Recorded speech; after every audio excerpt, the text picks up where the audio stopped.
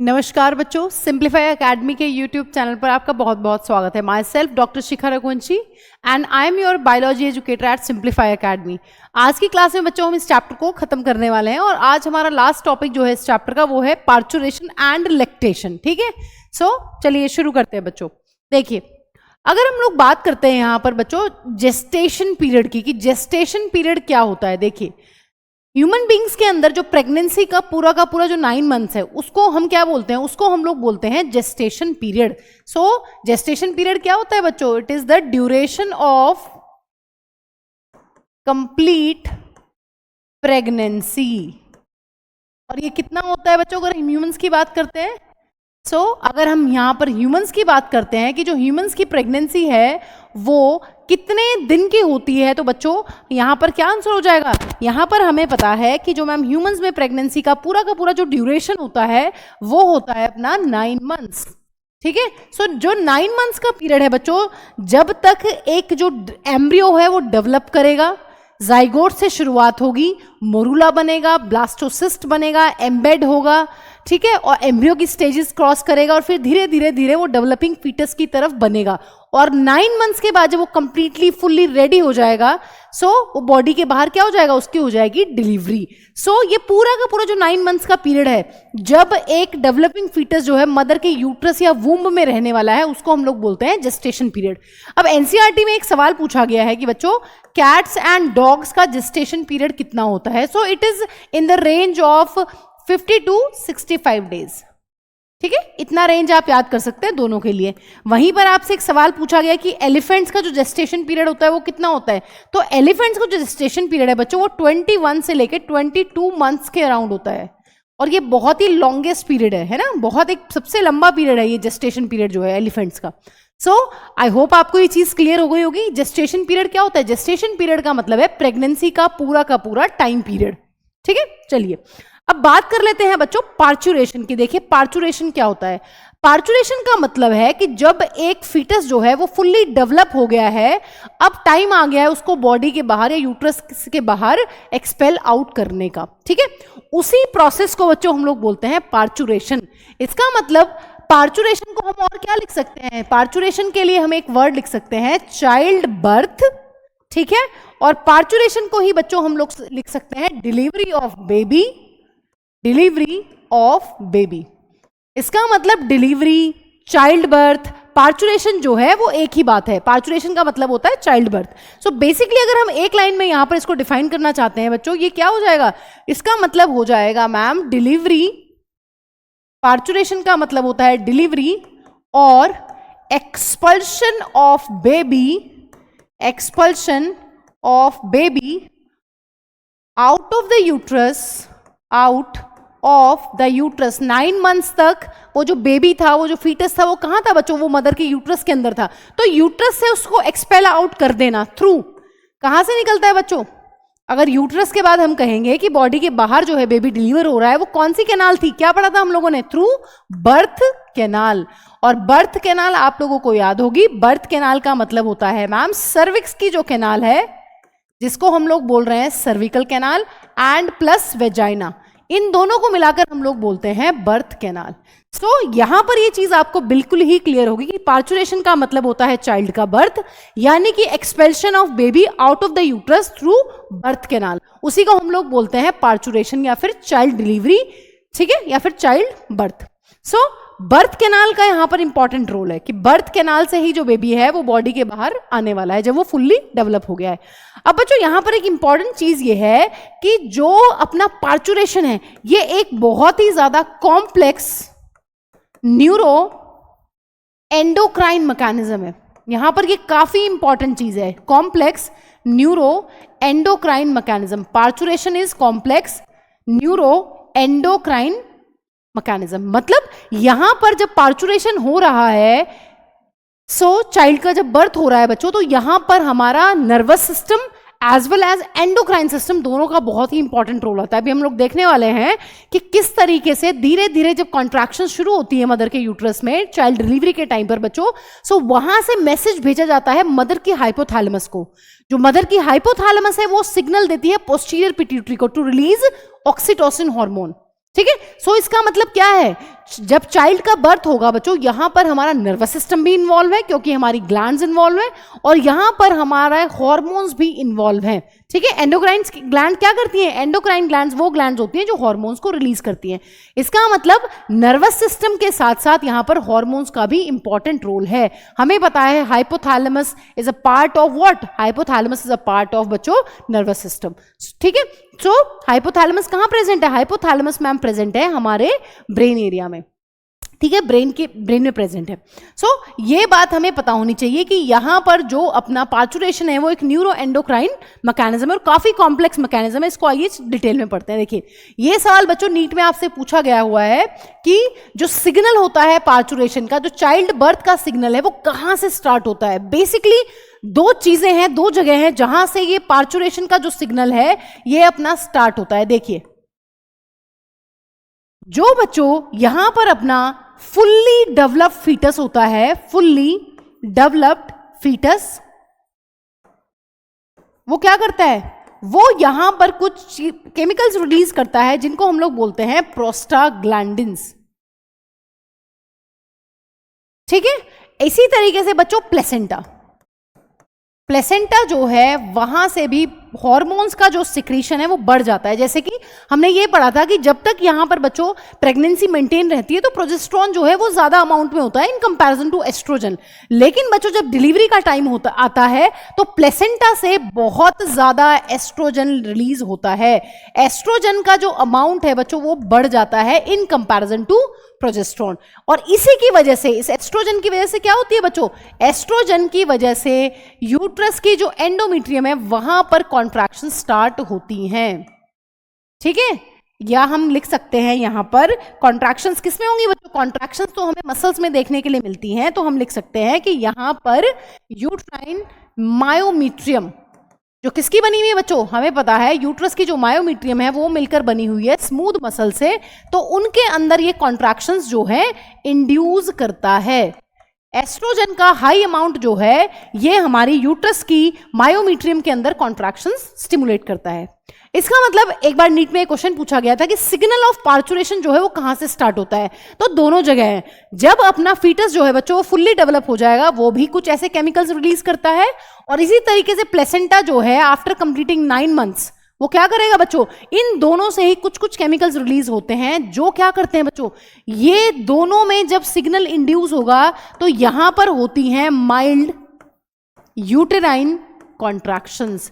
Uterus की जो myometrium है बच्चों उसके अंदर धीरे धीरे धीरे धीरे जो है कॉन्ट्रैक्शंस ये स्टार्ट होती हैं। इसका मतलब प्लेसेंटा आफ्टर 9 मंथ्स पूरा का पूरा आपका जो जेस्टेशन पीरियड है वो खत्म हो गया है। प्लेसेंटा से भी कुछ केमिकल्स रिलीज होंगे, कुछ हार्मोन्स रिलीज होंगे ज्यादा अमाउंट में, और इसी तरीके से जो अपना फीटस है वो फुल्ली डेवलप होता है, उससे कुछ केमिकल्स निकलते हैं। ये दोनों मिलकर बच्चों यूट्रस के अंदर माइल्ड कॉन्ट्रैक्शंस करवाते हैं, और इन्हीं कॉन्ट्रैक्शंस को बच्चों हम लोग बोलते हैं क्या? Foetal ejection reflex. Foetal ejection reflex. अब देखिए क्या होता है, जैसे ही बच्चों ये माइल्ड कॉन्ट्रैक्शन स्टार्ट होती हैं, माइल्ड कॉन्ट्रैक्शन स्टार्ट होने के साथ साथ यहां पर मैसेज भेजा जाता है मदर की हाइपोथैलेमस को। मदर की जो हाइपोथैलेमस है या फिर मैटरनल हाइपोथैलेमस जो है वहां पर जाता है सिग्नल। हाइपोथैलेमस जो है बच्चों वो अपनी स्टिमुलेट करती है किसको? वो किस पे एक्शन करती है? वो एक्शन करती है मदर की मैटरनल पोस्टीरियर पिट्यूटरी। वो मदर की पोस्टीरियर पिट्यूटरी पर एक्शन करती है। ठीक है, और वहां से क्या होता है बच्चों? इसी के साथ साथ जैसे ही मदर की पोस्टीरियर पिट्यूटरी के पास सिग्नल्स आते हैं यहां से बच्चों रिलीज होता है ऑक्सीटोसिन। तो यहां पर क्या होगा? यहां पर होगा रिलीज ऑफ ऑक्सीटोसिन। ठीक है, और जैसे ही बच्चों ये ऑक्सीटोसिन रिलीज होगा ये क्या करता है? ये इंड्यूस करता है बच्चों कॉन्ट्रैक्शंस। किसमें? Uterine contractions.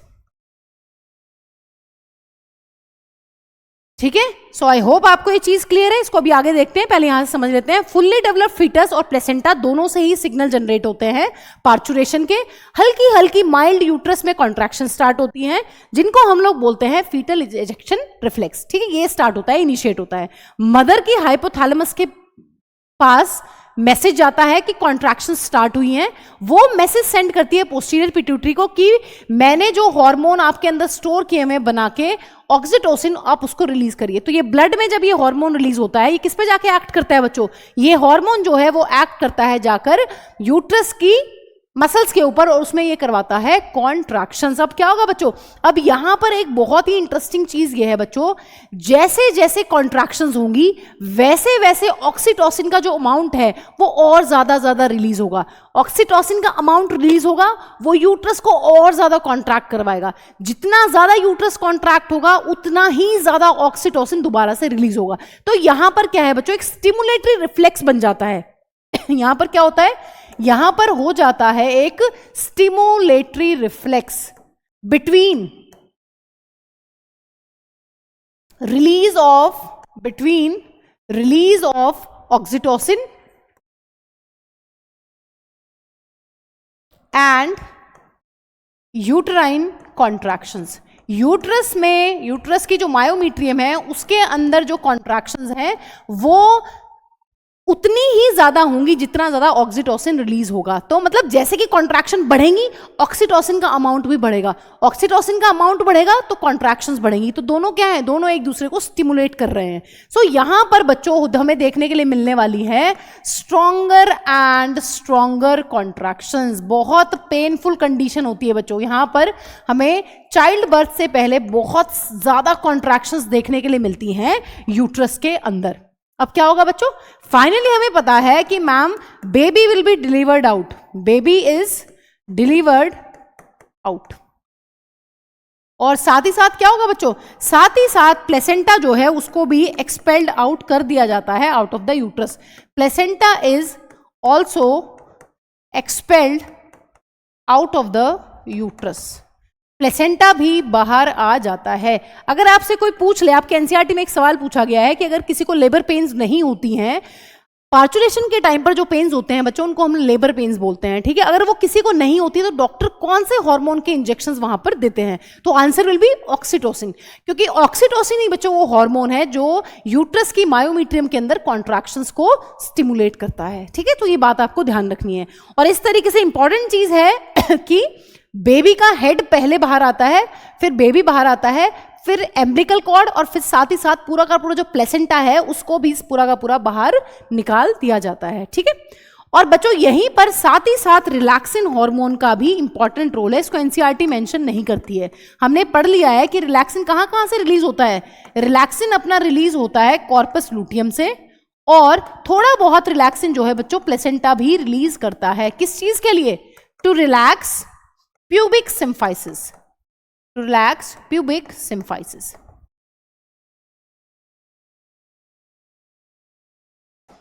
ठीक है, क्योंकि जितना ज्यादा हमारा ये वाला रीजन जो है पेल्विक रीजन वो रिलैक्स्ड होगा उतना ही इजीली क्या हो जाएगी बच्चों, चाइल्ड डिलीवरी यहां पर हो जाएगी। ठीक है, सो ये बातें हमें ध्यान रखनी है। अब चलिए अब बात कर लेते हैं लैक्टेशन की। बच्चों हमें पता है कि जब एक मदर प्रेग्नेंट है उसकी जो मेमोरी ग्लैंड्स है वो डिफरेंशिएट होना स्टार्ट हो जाती है पहले ही, है under the influence of hormone prolactin, HPL। ठीक है, और हमें पता है कि मैम जो बच्चा पैदा होगा, जो बेबी डिलीवर होगा 9 मंथ्स के बाद या जेस्टेशन पीरियड के बाद, उसको मदर को नरिश करना पड़ेगा, है ना। तो नरिशमेंट की जो तैयारी है वो भी बच्चों प्रेगनेंसी के पीरियड में ही स्टार्ट हो जाती है। देखिए जब एक बच्चे की डिलीवरी हो जाती है उसके बाद जो मदर है वो बच्चे को नरिश करती है, फीड करती है मिल्क से, जो मिल्क सिक्रीट होता है उसकी खुद की मेमोरी ग्लैंड से बच्चों, उसको हम लोग बोलते हैं लैक्टेशन। लैक्टेशन का मतलब है एक प्रोसेस जिसमें एक मदर जो है अपनी मेमोरी ग्लैंड्स की हेल्प से यंग वन को जो है नरिश करने वाली है। देखिए यहां पर हम लिख सकते हैं कि mammary glands starts to differentiate during the period of pregnancy,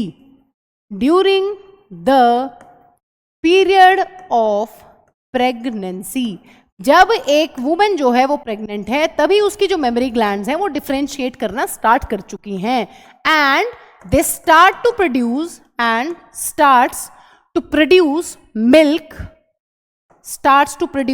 milk after the delivery of baby, after the delivery of baby. So इस प्रोसेस को क्या बोलते हैं बच्चों? This process is called lactation.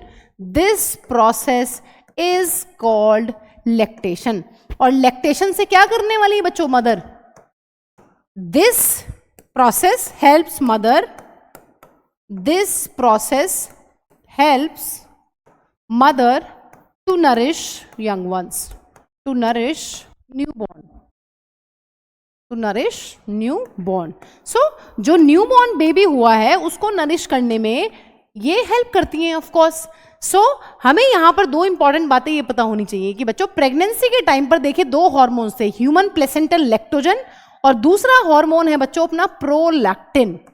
इन दोनों हार्मोन्स को हमने देखा है कि मैम प्रेगनेंसी के टाइम पर इन दोनों हार्मोन्स का जो अमाउंट है एक फीमेल के अंदर वो काफी ज्यादा होता है। क्यों?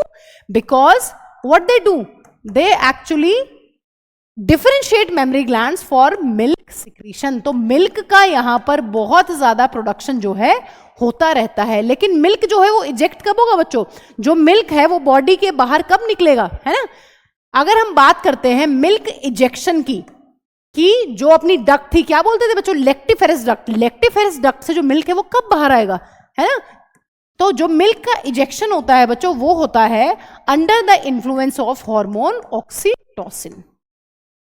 तो ये दो बातें हमें यहां पर ध्यान रखनी है कि मेमोरी ग्लैंड्स को डिफरेंशिएट करने में, मिल्क को सिक्रीट करवाने में, मिल्क को बनाने में किसका रोल है? मिल्क को बनाने में प्रेगनेंसी के टाइम पर इन दोनों हार्मोन्स का इंपॉर्टेंट रोल है, human placental lactogen and prolactin. लेकिन जब हम बात करते हैं डिलीवरी के बाद, जब हम बात कर रहे हैं लैक्टेशन की, तो वहां पर मिल्क जो है वो सिक्रीट हो रहा है। वो क्या हो रहा है? मिल्क जो है वो इजेक्ट आउट हो रहा है मेमोरी ग्लैंड से बाहर। बेबी जो है वो मिल्क को सक कर रहा है। तो वो कौन से हार्मोन के इन्फ्लुएंस में है बच्चों? वो है ऑक्सीटोसिन का इन्फ्लुएंस। चलिए अब इस चैप्टर का लास्ट टॉपिक है बच्चों कोलेस्ट्रम। देखिए कोलेस्ट्रम क्या होता है। कोलेस्ट्रम बच्चों बेसिकली वो मिल्क होता है जो मदर की मेमोरी ग्लैंड से इनिशियल फ्यू डेज में आफ्टर डिलीवरी जो है सिक्रीट होता है, उसको हम कोलेस्ट्रम बोलते हैं। ये मिल्क जो है काफी हेल्दी होता है, इसके अंदर काफी सारी एंटीबॉडीज होती है जो बहुत इंपॉर्टेंट होती हैं टू डेवलप रेजिस्टेंस और इम्यूनिटी ऑफ अ न्यूबॉर्न। आजकल तो बच्चों डॉक्टर्स भी जो हैं वो प्रेफर करते हैं कि 6 मंथ तक बच्चे को माँ का दूध जरूर मिलना चाहिए। ब्रेस्ट फीडिंग जो है उसको मैंडेटरी कर दिया गया है मदर्स के लिए, क्योंकि उसके अंदर बहुत सारी अच्छी अच्छी एंटीबॉडीज है, जैसे कि इम्यूनोग्लोबिन ए, एंटीबॉडी ए, है ना? सो इसीलिए चलिए कोलेस्ट्रम लिखते हैं बच्चों। क्या है कोलेस्ट्रम? क्या है? It is the milk which is released during initial few days, it is the milk which is released during initial few days after the delivery.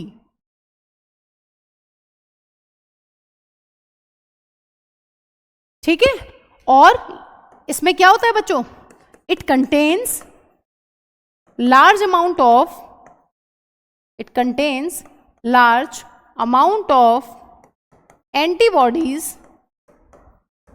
इसको हम लोग डिजीज वाले चैप्टर में पढ़ते हैं बच्चों। यहां पर होती हैं इम्यूनोग्लोबिन ए, IgA, ठीक है? Antibodies which provide resistance to a newborn, so यहां पर एक इंपॉर्टेंट चीज है, एनसीईआरटी की एक लाइन है बच्चों, वो हमें नीट में भी आ चुकी है, अभी हम लोग क्वेश्चंस करने वाले हैं। Breast feeding is essential for a growing infant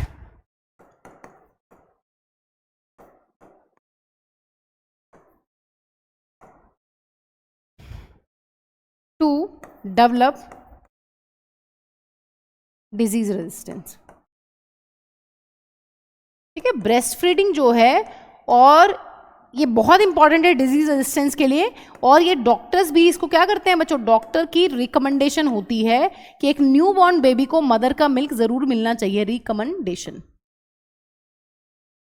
ठीक है? तो ये सारे टॉपिक्स बच्चों हमें आने चाहिए। इसके बाद हम लोग एनसीईआरटी की समरी पढ़ लेते हैं और फिर हम लोग पीवाईक्यूज कर लेते हैं। चलिए ठीक है। सो ये चीज आपको क्लियर होगी। देखिए एक चीज और है बच्चों, इस बार नीट 2025 में भी यहाँ से सवाल पूछा गया है, तो हमें ये चीज भी पता होनी चाहिए। और एनसीईआरटी के जो एक्सरसाइज के क्वेश्चंस है उनमें भी ये सवाल आपसे पूछा गया है, वहाँ पर ट्विंस पे एक सवाल दिया हुआ है, ठीक है। तो आप ना तो एनसीईआरटी का टेक्स्ट मिस कर सकते हैं, ना ही आप एनसीईआरटी के जो बैक एक्सरसाइज में क्वेश्चंस दिए हैं उनको भी आप मिस नहीं कर सकते, ठीक है।